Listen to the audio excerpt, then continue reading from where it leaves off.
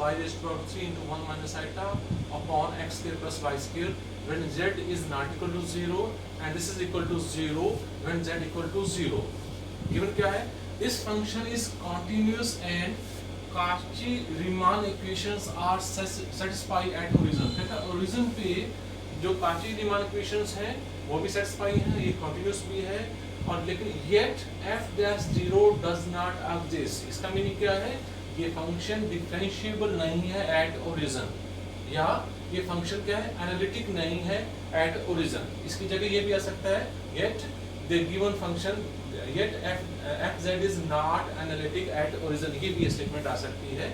तो आपने पहले क्या करना होगा, इसमें रियल और इमेजिनरी पार्ट अलग कर देना है. तो ये फंक्शन fz आएगा x की 3 minus y की 3 upon x square plus y square plus iota into x की 3 plus y की 3 upon x square plus y square.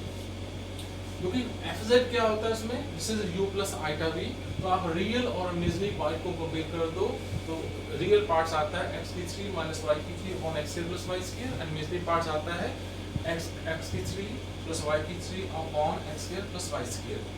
अब हमें क्या करना है, when z is not equal to 0 है, when z is not equal to 0 है, तो तब हमें क्या चेक करना है, ये फंक्शन कॉन्टिन्यूस है या नहीं. पहले हम ये चेक करेंगे. यहाँ पे देखना है इसमें u जो v है, u and v are rational function of x and y with non zero. ना तो ये जीरो है ना ये जीरो है और ये रैशनल फंक्शन है दोनों. ये भी रैशनल है, ये भी रैशनल है. और जो रैशनल फंक्शन अगर हम लेते हैं तो वो ऑलवेज क्या होते हैं, कॉन्टिन्यूस होते हैं. फिर हमें चेक करना है इसकी continuity at z equal to 0. तो देखिए आप, एक तो हमें गिवन है at z equal to 0 function की वैल्यू क्या है, 0. मीन इसका ये मीनिंग है f0 इक्वल टू 0, ये हमें गिवन है. इसको प्रूव करने के लिए क्या तरीका हम यूज करते हैं, तो check continuity at z equal to 0. इसको पोलर फॉर्म में कन्वर्ट कर दो, x equal to r cos theta, y equal to r sin theta.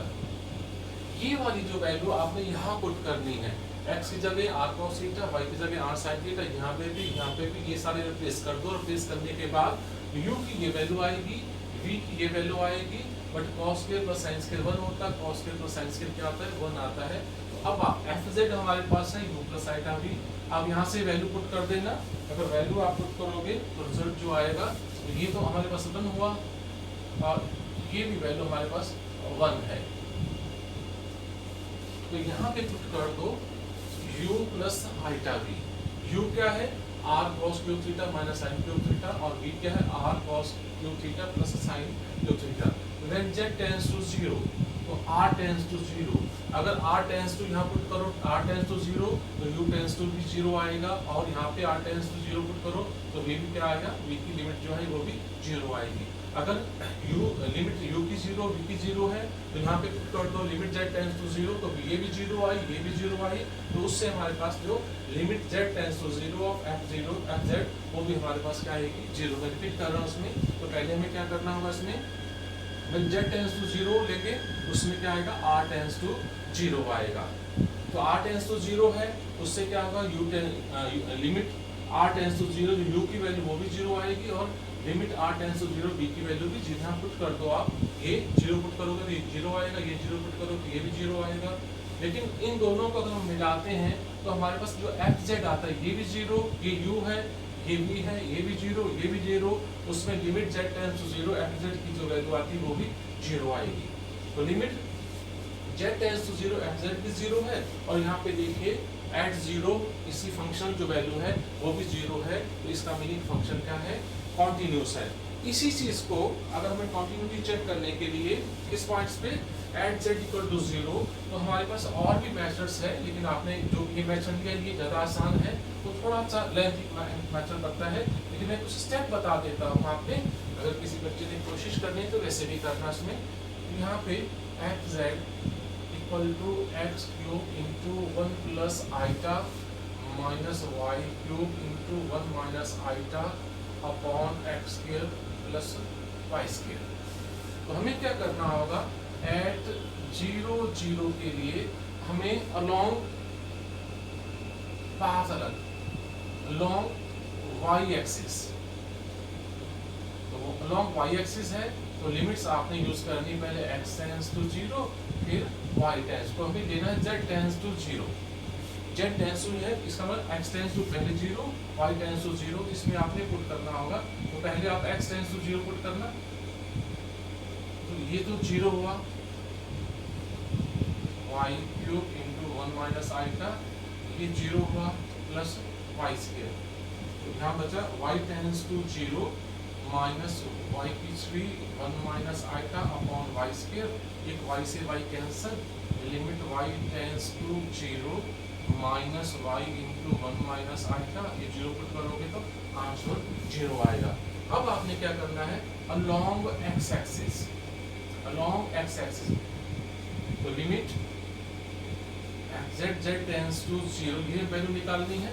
तो अब पहले अपने y टेंस टू 0 करना है, फिर x टेंस टू 0 करना है। जैसे ये सोल्व किया था तो इसकी वैल्यू भी क्या आएगी, ये भी 0 आएगी। और फिर आपने एक पाथ और ले लेना है, long path y equal to mx। तो हमें यहाँ जहाँ y है वहाँ पे आपने क्या पुट करना है, mx, यहाँ y है या mx, y है mx है, उसको भी सोल्व करोगे तो उस पे भी वैल्यू 0 आएगी। तीनों वैल्यू सेम आ गई, इसका मतलब क्या होगा, लिमिट z टेंस टू 0 है वो भी हमारे पास वैल्यू 0 आएगी। Function is continuous at z equal to 0। तो आप इस मेथड को भी आप इसकी हेल्प लेके भी कंटिन्यूटी आप चेक कर सकते हो। अब कंटिन्यूटी के बाद नेक्स्ट स्टेप हमारे पास क्या है, अब हमें काची रीमान इक्वेशन को हमें चेक करना है, उनको हमें सेटिस्फाई करके बताना है। उसको हम किस तरह सोल्व करते हैं, अब उसके ऊपर हम आते हैं। अब नेक्स्ट हम चेक करते हैं partial derivative curly u by curly x, curly u by curly y, curly v by curly x, curly v by curly y at origin. तो curly u by curly x at z equal to 0, ये हमें check करना है। तो इसका formula होता है limit x tends to, जो पीछे न्यूमेरिकल किया था, एग्जांपल किया तो उसमें भी ये बताया गया था, limit x tends to 0 u x 0 माइनस u 0 0। जो पॉइंट पुट करना है वो यहाँ पे आ जाएगा 0 0, और यहाँ पे क्योंकि करली u बाई करली x है तो जो चेंज x में है तो यहाँ x 0 0 0, और करली u बाई करली y आएगा यहाँ पे 0, यहाँ पे y, यहाँ 0 0 और अपॉन y। तो u 0 0 का मीनिंग क्या है, गिवन क्या है, at z equal to 0 function की वैल्यू क्या है, ये 0 है। इसका मीनिंग क्या होगा, f 0 0 है तो इसका मीनिंग क्या होगा, u 0 0 इक्वल टू यहाँ 0 आपने कोड करना है। तो इसकी वैल्यू 0 है, तो रिजल्ट क्या बचा, limit x tends to 0 u x 0 upon x, इसकी वैल्यू पुट कर दो।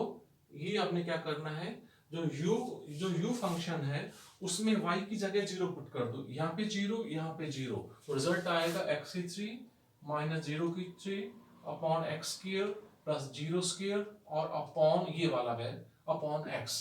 तो ये क्या बनेगा, x cube upon x cube, इनको कैंसिल कर देना, तो लिमिट x टेंड्स टू 0 ये 1, और आंसर हमारे पास आया 1।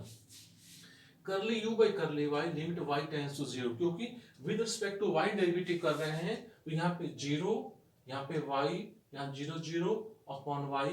उसी तरह u वाले फंक्शन में आपने x की जगह 0 पुट करके इसको सिंप्लीफाई करना है।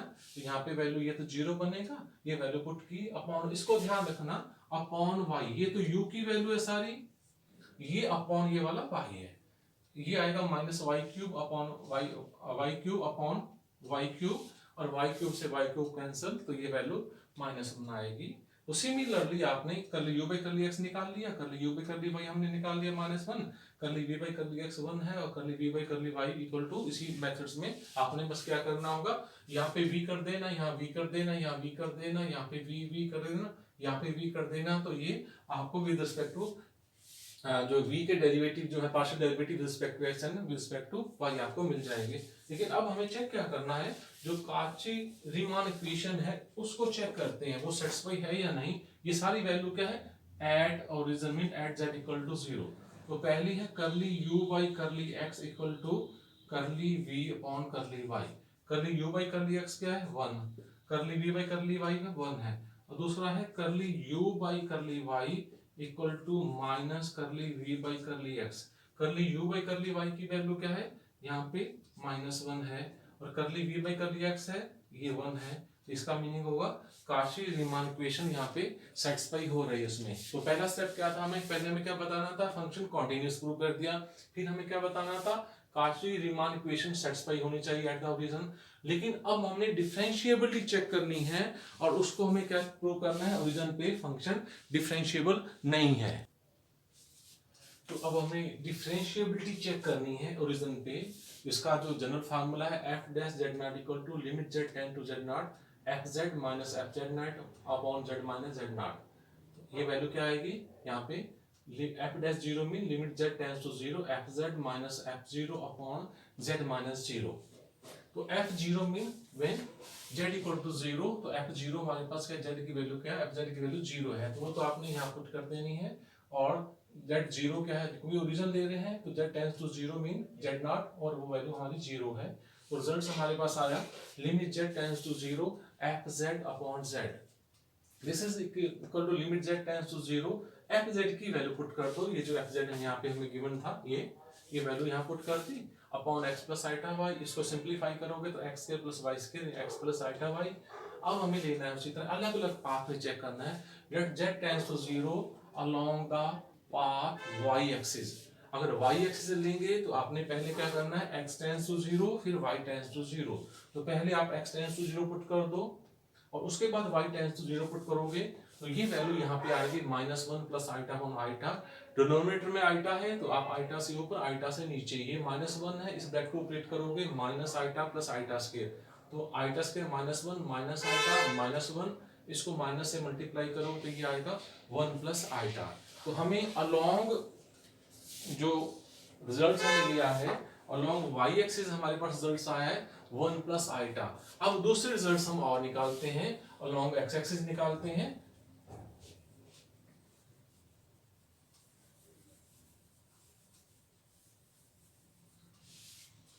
तो ये आया था result f dash zero equal to 1 plus iota along y axis. अब हमें नेक्स्ट रिजल्ट निकालना है, ये जो रिजल्ट है अलोंग एक्स एक्सिस। अगर इसी को हम लिमिट लेते हैं z tends to zero long x axis, तो आपने पहले क्या करना है, y टेंस टू जीरो, जो y है वहां पे जीरो पुट कर देना। तो y क्या था इसमें, यहाँ पे x cube minus y cube था, तो y क्यूब की जगह आप जीरो, यहाँ पे x cube plus Y cube वहां पे zero, X square plus Y square यहाँ zero, X plus iota Y वहां पे आप जीरो पुट करके इसको सिंप्लीफाई करोगे तो ये रिजल्ट आएगा 1 प्लस आइटा। तो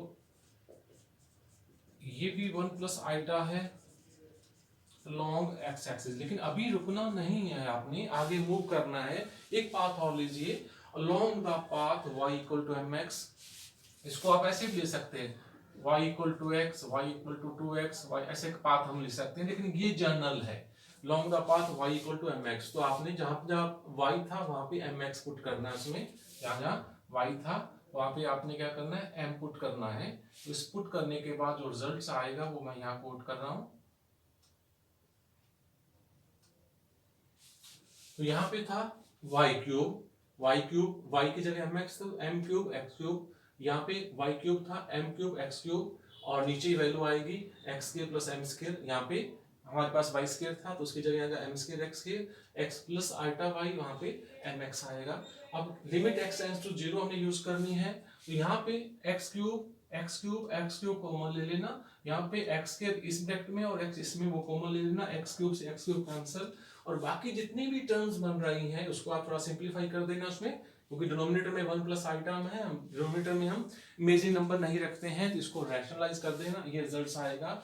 अब ये जो रिजल्ट आया है एफ डैश जीरो, ये m के ऊपर डिपेंड है।